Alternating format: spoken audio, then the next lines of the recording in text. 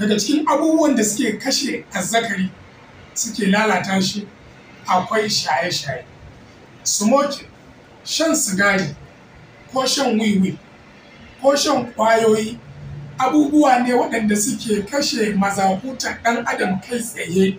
Saboda haka duk mai son ya zama yana da mazakutarsa kuma mazakutarsa da ƙarfi, to wajibi ne ya nisanci shaye-shaye, ya nisanci hayaƙi, domin wato hayaƙi da shan ƙwayoyi suna lalata wato azzakari, su kashe shi ya yi relax, ya collapse.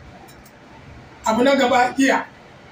Masana sun tabbatar da cewa masu shan giya azzakarinsu yana mutuwa fiye da waɗanda ba sa shan giya. Saboda haka giya, duk mai shan giya to babu shi babu lafiyar mazakuta ko azzakari.